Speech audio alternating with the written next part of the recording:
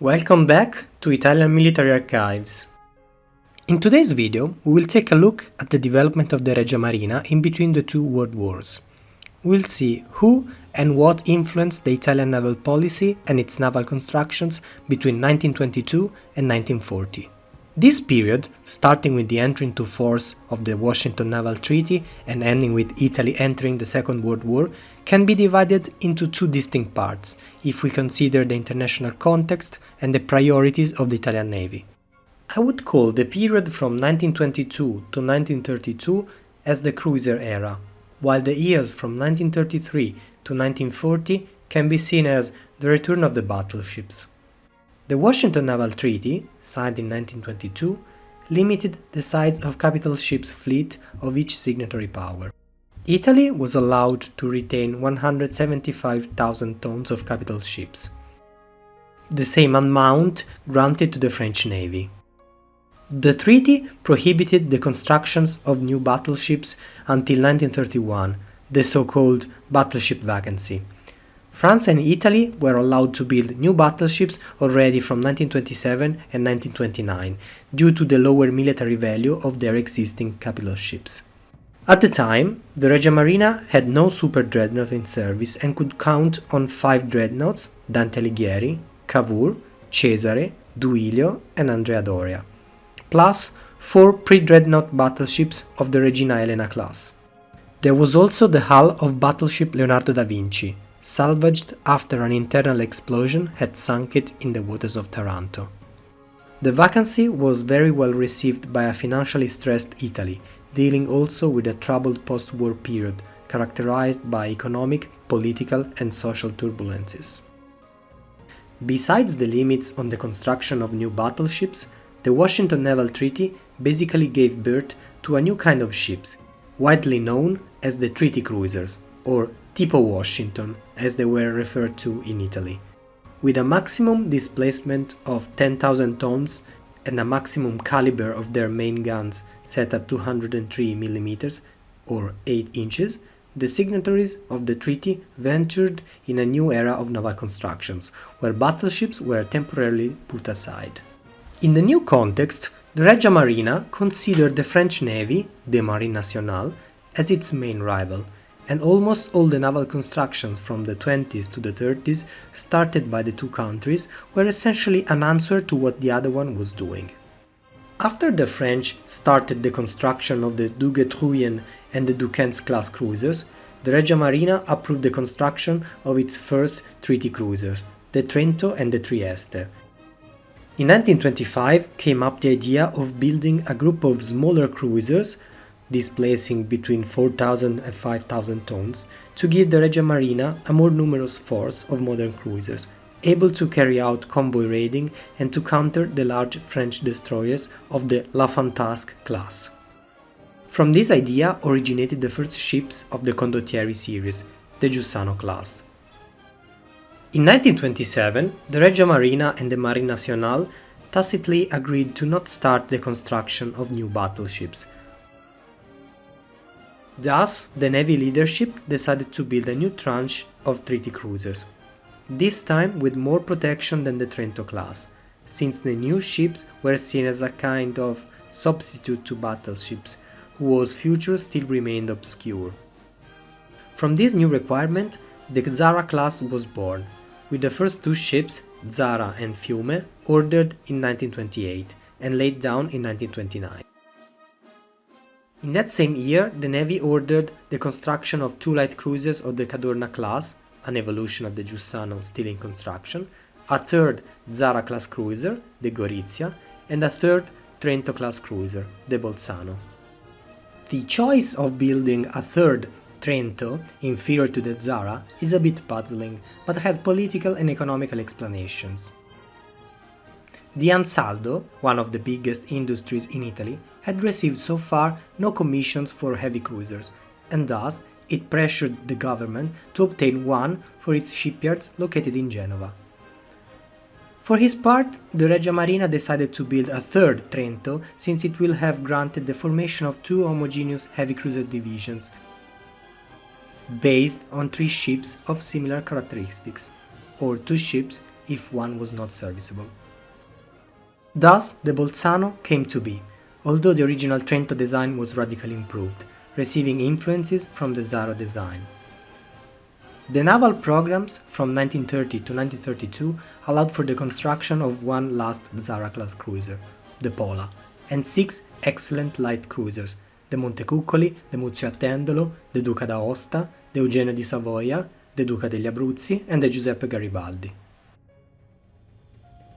In the late 1920s, the future of the battleships was far from being bright, and both the Regia Marina and the Marine Nationale tacitly agreed to not start a new arms race, at least concerning battleships. The Dante Alighieri was decommissioned and scrapped in 1928. Cavour was disarmed, and the Cesare transformed into a training ship. Only the 2 Duilios were kept in service, although mostly for mere appearance. In 1930, the London Naval Treaty extended the battleship vacancy until 1936, an extension positively welcomed by many. However, the turning point came in 1932, when the French laid down the battlecruiser Dunkirk, a direct response to the reconstruction of the first Deutschland-class pocket battleship in Germany. In 1932, the Regia Marina's Committee of Admirals met to evaluate the response to the Dunkirk. Among the proposals emerged in the meeting, the one ultimately selected was a radical modernization proposal for the 2 dreadnoughts of the Cavour class. Until then, the reconstruction or modernization of the old units had never been considered, mainly because their underwater protection was considered insufficient and the room for improvement too little. The naval engineer, Colonel Francesco Rotundi, worked out the modernization project for the old battleships. The new configuration envisaged a displacement of 23,000 tons and a small increase in length due to a new bow design. The main armament would have decreased from 13 to 10 guns, with increased caliber to 320 mm. Secondary armament consisted of 12 120 mm guns in 6 twin turrets, and 8 100 mm guns in 4 twin turrets. These would have acted as AA defense or additional secondary guns. After some more thinking, the reconstruction plan was approved and works started in October 1933. The Cavour started its reconstruction in Trieste and the Cesare in Genova. The decision to rebuild the Cavour class must then be put in the context of the early 1930s. Negotiations for the new naval treaty were 3 years away, and the future of battleships in the new naval treaty was still uncertain. Within the limits of the previous agreements, the reconstruction of Cesare and Cavour was considered an adequate response to the Dunkirk and a stopgap solution for the time being. At the end of 1933, talks took place between the French and the Italians, trying to agree on the limitation for future naval constructions until 1936. However, the talks derailed in March 1934, when France decided to lay down the second Dunkirk-class battlecruiser in response to the fourth Deutschland-class battleship laid down by Germany. In direct response, Italy reacted by laying down 2 brand new battleships of 35,000 tons, the limit prescribed by the treaty. They were armed with 9 381 mm guns. Thus, the Littorio class came to be, with the first 2 ships called Littorio and Vittorio Veneto. The decision was pushed forward by Admiral Domenico Cavagnari, a powerful figure who merged the political and military leadership of the Regia Marina. Cavagnari still believed in the battleship as the central and most important vessel in the navy. He convinced a reluctant Mussolini to make the effort of building the new units, putting under stress the already limited budget. In response, the French laid down their new 35,000 tons battleships, the Richelieu and the Jean Bart. With the end of the battleship vacancy approaching, talks for the new naval treaty started in 1935. However, with Italy and Japan abandoning the talks, the treaty expired in 1936. The United States, France and the British Empire signed the renewed London Naval Treaty. but serious attempts to end naval disarmament had failed, and the race for new constructions had basically started. At the end of 1935, the Regia Marina started to consider and study the reconstruction of the two Duilios.